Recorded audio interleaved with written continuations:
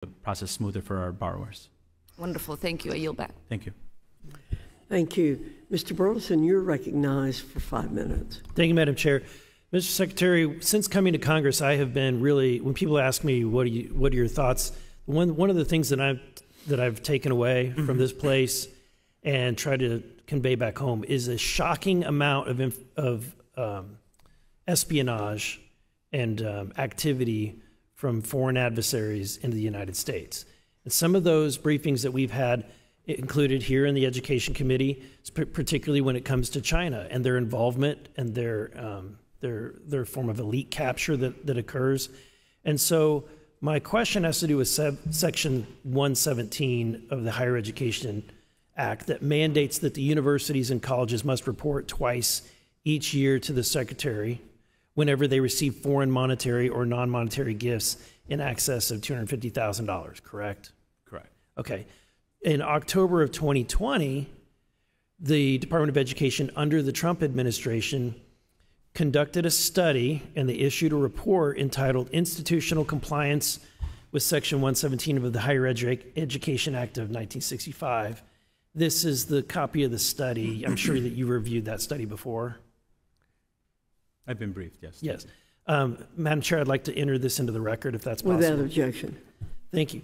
So in this study, they document a shocking number of universities and colleges that were out of compliance with Section 117. Do you have any comments regarding that? Yeah, thank you. I share your concern.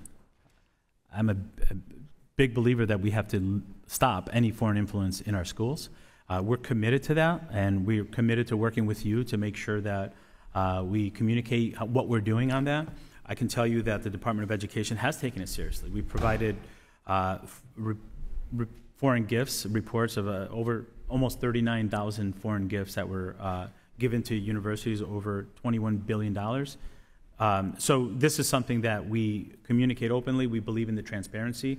Additionally, sir, we're part of the FBI's National Counterintelligence Task Force to make sure that our agency is working with law enforcement, investigative arm, to make sure that not only are we transparent about the information and clear which universities are getting which gifts from which countries, but that the arm that does the investigations has the information. We take it very seriously and we'll continue to do that. Thank you. Have you followed up on this report and the information with an updated report? Particularly what I'm interested in is how many universities are in compliance today versus were in compliance in 2020. Mm-hmm. I can have that information looked into and sent to you, sir. Okay. If you haven't done a report, would you agree that you'd be willing to do a follow-up report on that? I'd be happy to have some follow-up with you on the questions that you have. Because I'm not trying to be rude. I'm actually asking a legitimate question, because I would think, based on what came out of this report, that you would genuinely want to know where the universities stand and how many of them are in compliance with Section 117.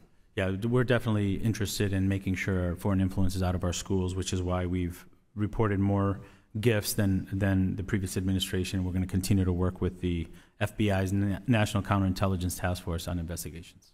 And then with my limited time, I want to go into an extension of this, which has to do with, I think what we're seeing is obviously the uprise on anti-Semitism on our college campuses. There's been some connections made to groups like Students for Justice in Palestine and other groups.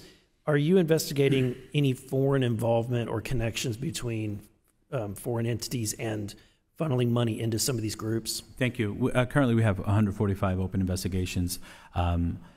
Many of them are shared ancestry.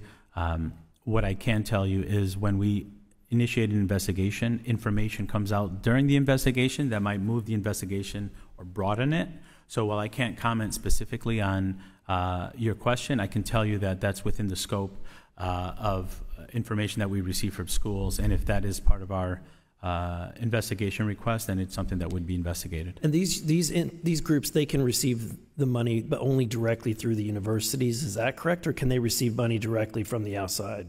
I could have my team follow up with you on that information. Okay, that would be good to know. Sure.